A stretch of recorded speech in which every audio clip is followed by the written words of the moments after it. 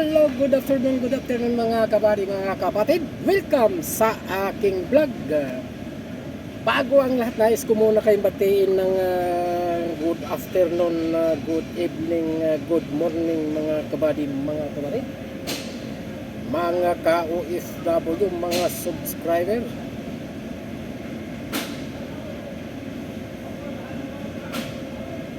Welcome sa aking vlog. Sana ay nasa mabuti tayong kalagayan. So,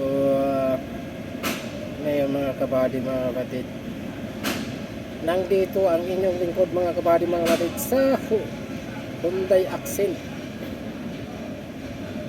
2018 model mga kabady, mga kapatid. Ang problema niya mga kabady, mga kapatid, dalawa. Ito yung handbrake. Ang handbrake, mga problema mga kabady, mga kapatid. Ayan, ito. Ayan, ito, napansin nyo yan. Ito. Ang problema ay ito yan, ito. Ito yan, dito yan. Ito yung nozzle na once na hinandbrake mo, pag in-pull up mo, pak, yan. And then, ayan, pag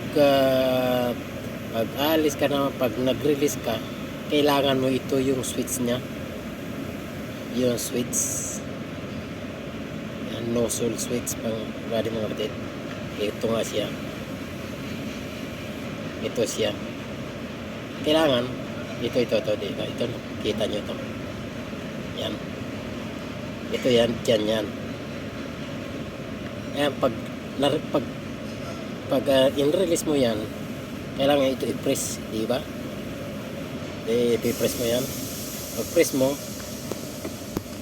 bababa siya, mag-release yung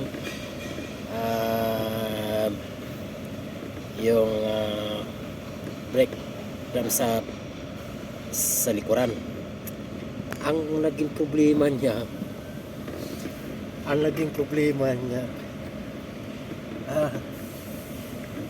pag naka-release na, nasa baba na, hindi mo na ma-pull up. Yung bakit? Kasi pag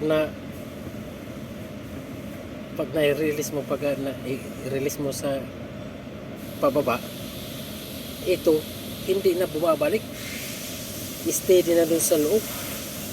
Kailangan mo naman sungkitin ang anong material things, mga nabaling natin, screwdriver, small screwdriver. Kaya yung screwdriver na small screwdriver, kasi maliit lang itong espasyo dito mga body mo natin, alam niya dyan dito. So kailangan makapasok doon ng maliit na screwdriver mga body mo natin, tapos palabasin mo ng ganon. Ngayon tapos ito, bakit nagputi ito? Ito actually mayroon itong silver dito mga kabady, mga kaparit. Silver ito dito. Silver yan. Ngayon, akin sana ibaba ito. Tingnan nyo yung bagay, yung cable. Sabi naman na may gamit ito. Ang problema daw yung silver nga. So nagtalo pa nga kami, sabi ko, dahil ito post button switch lang yan. Ngayon yung sa loob niyan is that nandoon yung naka tawag yan,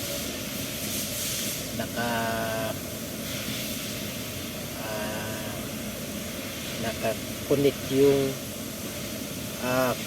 cable hard mga kabady, mga kapatid, sa dalawa yan. Mula dito isa, pagdating sa baba dalawa na, papunta doon sa left and right na brake shoe. Alam niyo yun, alam niyo yung mga kabady, mga kapatid, yung may mga yung na yung mga mekaniko dyan, alam niya, siguro yung mayari pang masasakyan dyan, iba siguro alam na yan. Ngayon, ito raw yung problema, yung silver. Kaya sa kinapa ko nga, itong sa part ng ilalim, yung na, na medyo magaspang siya. Pag yung sira na siya, nag-anuhan na. So possible nga pag pag switch down, siyempre papasok sa loob, possible nga na hindi na siya babalik dahil itong yung mga silver net dito, yung nakabalot dito is sira-sira na, naggaganong-ganon na nga siya. Yan.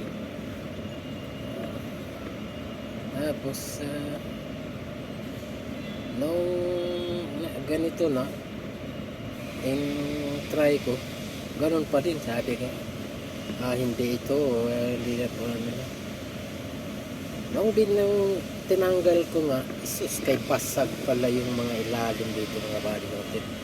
Ito basag, babasag, ayan o. Nakakita ko sa iyo, ayan o, kita nyo yan. Yan, doon ko yan nakuha sa ilalim. Kita nyo yan, ito. Kita nyo yan, mga kabalit natin.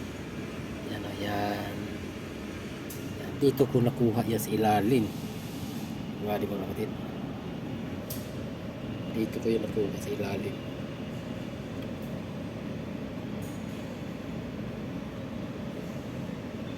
Dito ko nakuha sa ilalim yan, dito. Sa ilalim, dito. Yan.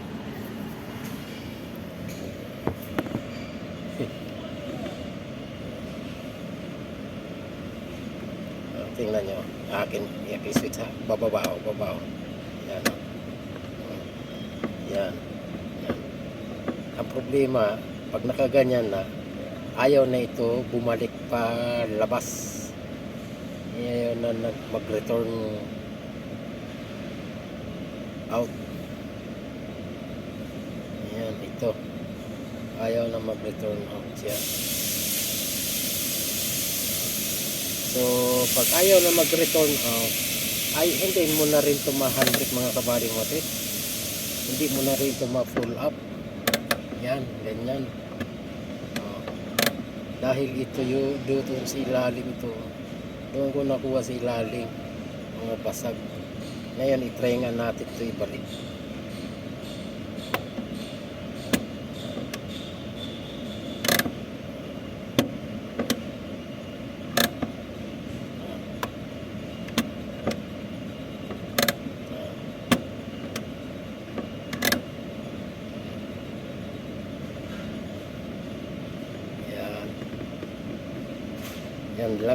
Yan lang ang problema, mga kabady natin.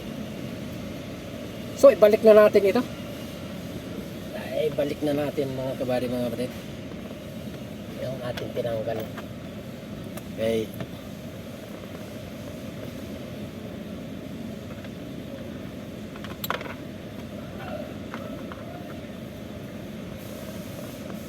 Balik na natin.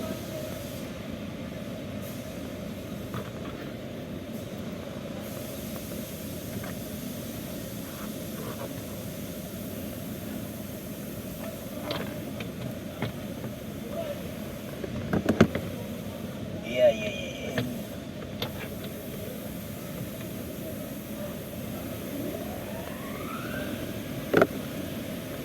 You take my eyes, I love my blue.